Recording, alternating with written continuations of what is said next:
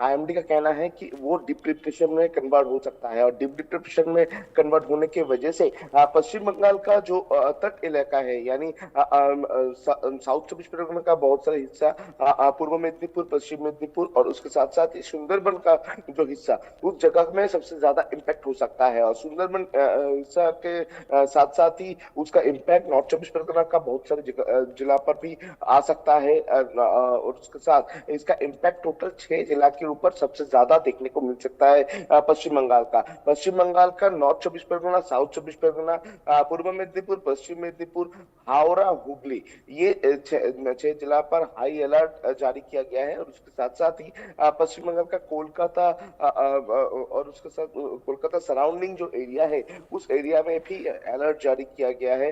बांकुड़ा, बीरभूम में भी बरसात का संभावना है। और आईएमडी की तरफ से जो कहा जा रहा है कि अगले 4-5 दिन जो है, इस 4-5 दिन के अंदर ही ये जो लो प्रेशर तैयार हो रहा है बंगाल खाड़ी में, इसका जो इम्पैक्ट, ये इम्पैक्ट देखने को मिलेगा। और उसके साथ साथ ही इसका इम्पैक्ट सिर्फ बंगाल में नहीं, बंगाल के अलावा दूसरा स्टेट में भी ये देखने को मिल सकता है इसका इम्पैक्ट। क्योंकि जो लो प्रेशर तैयार हो रहा है बंगाल खाड़ी में, उसका जो मोटिव है, उस मोटिव देखते हुए आईएमडी की तरफ से कहा जा रहा है कि ये लो प्रेशर डीप डिप्रेशन में कन्वर्ट हो सकता है। और डीप डिप्रेशन में अगर कन्वर्ट हो जाए तो इसका असर करीब 2 से 3 दिन तक रह सकता है, ऐसा आईएमडी की तरफ से प्रेडिक्ट किया जा रहा है। यानी एक तरफ अगर कोलकाता का बात किया जाए, या पूरा पश्चिम बंगाल का पूरा बात किया जाए, तो और एक हफ्ते के अंदर पश्चिम बंगाल में सबसे बड़ा त्योहार दुर्गा पूजा आने वाला है। ठीक, दुर्गा पूजा के टाइम में अभी आईएमडी की तरफ से ये प्रेडिक्ट किया जा रहा है कि दुर्गा पूजा के टाइम पीरियड पे बरसात हो सकता है। और ये बरसात जो है, ये भारी बरसात हो सकता है, जिसका इम्पैक्ट कोलकाता के साथ साथ ही और भी जो 6 जिला है, उस जगह में देखने को मिलेगा। मेनली जो तट एरिया है, यानी साउथ चौबीस परगना का बहुत सारे हिस्सा, बकखाली, काकद्वीप, इस तरीके का जो हिस्सा, और इसके साथ साथ ही पूर्व मेदिनीपुर का बहुत सारे जो हिस्सा है, उस जगह पर भी इसका जो इम्पैक्ट वो देखने को मिलेगा। मेनली हल्दिया जो जगह है, जो दूसरा जो जगह है, थर्ड एरिया, उस एरिया में सबसे ज्यादा इसका इम्पैक्ट जो है ये देखने को मिल सकता है, ऐसा आईएमडी की तरफ से कहा जा रहा है। और आईएमडी की तरफ से ये भी प्रेडिक्ट किया जा रहा है कि ये जो लो प्रेशर अगले कुछ घंटे के अंदर ही लो प्रेशर जो है उसका जो इम्पैक्ट, वो इम्पैक्ट देखने को मिलेगा। उसका जो पावर, वो पावर इंक्रीज करता रहेगा।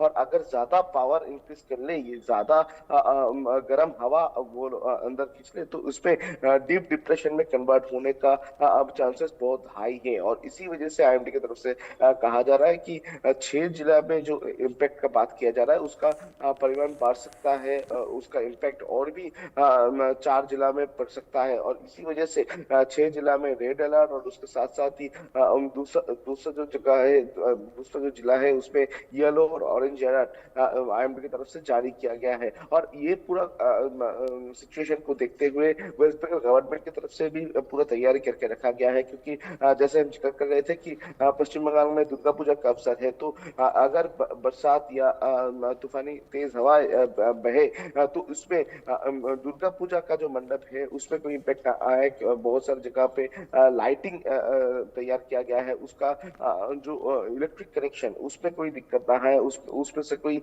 दुर्घटना ना घटे, इसके ऊपर मेनली ध्यान दिया जा रहा है। जो इमरजेंसी सर्विसेज है उनको हाई अलर्ट मोड में रखा गया है। मेनली जो इलेक्ट्रिक सप्लाई का टीम है, उनको भी मोबाइल टीम तैयार करके रखा गया है कि किसी भी जगह पर कोई भी दुर्घटना ना घटे, उसके ऊपर ध्यान दिया जाए। और किसी भी जगह से अगर कंप्लेन आए तो तुरंत उसमें एक्शन लिया जाए।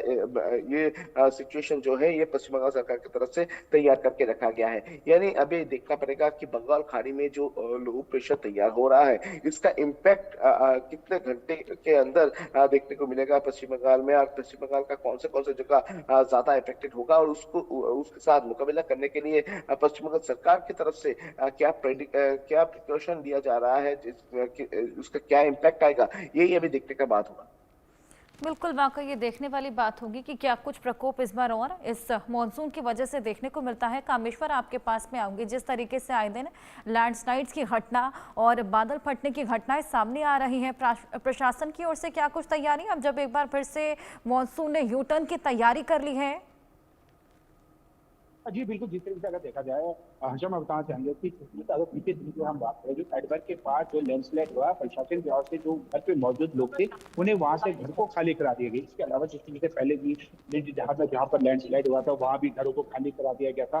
तो प्रशासन में यही प्रयास रहता है कि जो जहाँ पर लैंडस्लाइड हो रहा है वहां पर लोगों को जानी नुकसान है, इसको मद्देनजर रखते हुए प्रशासन कहीं ना कहीं सचेत है। अगर देखा जाए एडवर के दोनों छोर की तरफ आज भी पुलिस कर्मचारी तैनात कर दिए गए हैं ताकि वहां पे स्कूली बच्चे भी आसपास से ना जाए, क्योंकि पत्थर गिरने का खतरा बना रहेगा।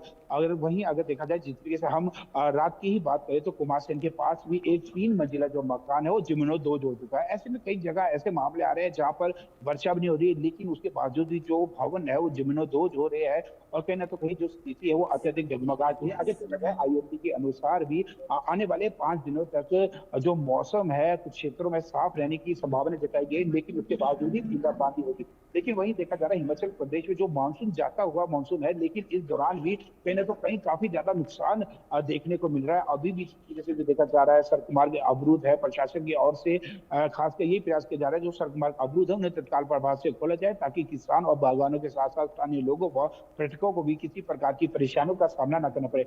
लेकिन हिमाचल प्रदेश में अगर डिफरेंट रहती, जब वर्षा नहीं होती है, धूप अच्छी खिलती है, तो लैंडस्लाइड का क्रम और अधिक सक्रिय हो जाता है और लैंडस्लाइड अधिक होने के चांस रहते हैं। तो ऐसे में जिन क्षेत्रों में लैंडस्लाइड की अधिक संभावना है, प्रशासन द्वारा वहां पर साइन बोर्ड भी लगा दिए हैं ताकि पर्यटकों, क्योंकि स्थानीय लोगों को भली भांति पता होता है कि यहाँ पर लैंडस्लाइड की संभावना है, तो पर्यटकों को नहीं पता होता। इसको मद्देनजर रखते हुए प्रशासन की ओर से वहां पर साइन बोर्ड भी लगा दिया गया है ताकि बड़ी अनहोनी से बचा जा सके। जी बिल्कुल कामेश्वर, यहाँ पर यू टर्न को लेकर भी तमाम तैयारियां हैं। रहने का आपके पास में आऊंगे, प्रशासन की ओर से क्या तैयारियां? देखिए, पश्चिम बंगाल सरकार की तरफ से भी इसको लेकर तैयारी करके रखा गया है, क्योंकि अगर पूरा मानसून सीजन का बात किया जाए तो पश्चिम बंगाल के बहुत सारे जगह से बहुत सारे पानी जमने का खबर आया था, बहुत सारे इंसिडेंट का घटना सामने आया था। उसी को देखते हुए बोल सकते हैं कि अभी से प्रिकॉशन जो है वो प्रिकॉशन पश्चिम बंगाल सरकार की तरफ से लिया गया है। पश्चिम बंगाल सरकार की तरफ से पश्चिम बंगाल का जो इमरजेंसी सर्विसेज है, एसडीआरएफ की टीम और उसके साथ साथ ही जो इमरजेंसी सर्विस के साथ साथ ही जो फायर ब्रिगेड का टीम है, इलेक्ट्रिक सप्लाई का टीम है और हॉस्पिटल डॉक्टर्स का जो स्पेशल यूनिट टीम है, उनको अलर्ट मोड में रखा गया है। मेनली जो इलेक्ट्रिक सप्लाई डिपार्टमेंट है उस इलेक्ट्रिक सप्लाई डिपार्टमेंट को हाई अलर्ट में रखा गया है। उसका जो मोबाइल कार वो तैयार किया गया है, मोबाइल टीम तैयार किया गया है, जिस मोबाइल टीम की तरफ से पूरा जगह में जल्द से जल्द घटना के बाद रिस्टोर किया जाए, सिचुएशन को रिस्टोर किया जाए, उसका ऊपर ध्यान दिया जाएगा। इस तरीके का जो प्रिकॉशन ये पश्चिम बंगाल में देखने को मिल रहा है। बिल्कुल, वाकई रहने के यहाँ पर देखना होगा कि अब आने वाले जो समय में मॉनसून किस तरीके से प्रकोप बनकर बरसता है, किस तरीके से इसे डील किया जाता है। बहुत शुक्रिया।